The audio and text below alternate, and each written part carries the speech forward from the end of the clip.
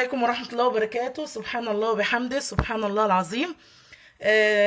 الفيديو ده بقى علشان الناس اللي زعلت جدا ان القطاعة ما بتعملش بطاطس صوابع. طبعا كلنا عارفين البطاطس دي بالنسبة للأطفال، وممكن كمان تحطي عليها معلقة زيت وتقليها في القلاية الهوائية. فالناس زعلت جدا، قالت ازاي ما بتعملش بطاطس صوابع. الموضوع ده بالنسبة لنا مقلق جدا ورخم يعني.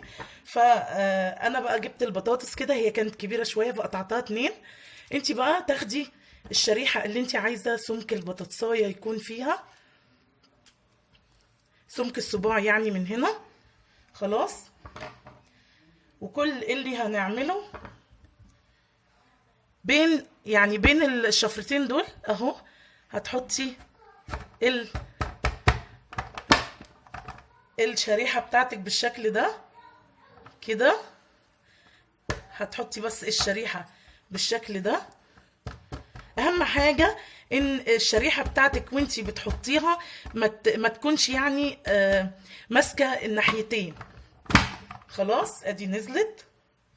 واهم حاجة ما تكونش الشريحة اعرض من المربع ده، عشان لما تحطيها كده تبقى على قد المربع بالظبط. شوفي انتي بس بتحطيها وتنزلي بايدك وتيجي عند السن علشان ما تتعوريش.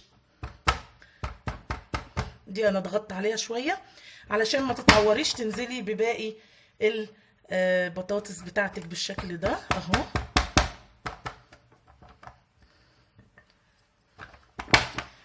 ولا في اي حاجة ان شاء الله صعبة علينا، ولا في اي مشاكل. تعالوا نحطها من الناحية دي اهو، وتكملي كده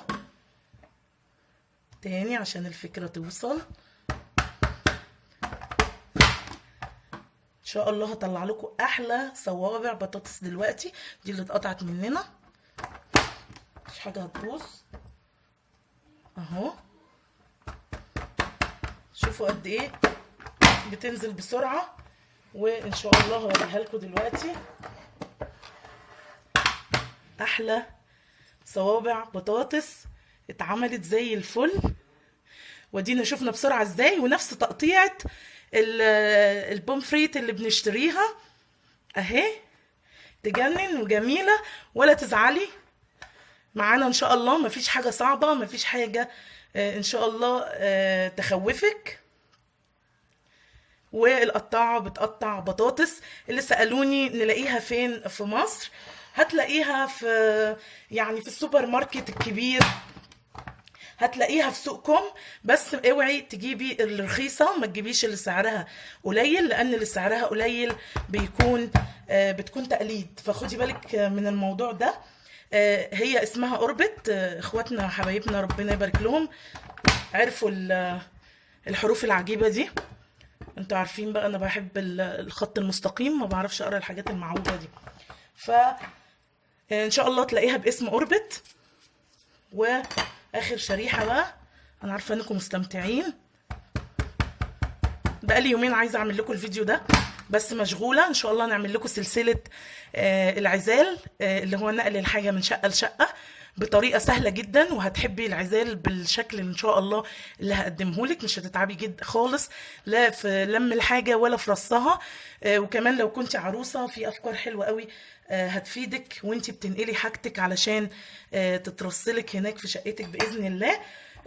عايزاكم تتابعوا بقى سلسلة العزال دي، هوريكم كل حاجة. وان شاء الله نحاول نبقى مع بعض في الفيديوهات وتشوفوا الموضوع ماشي ازاي.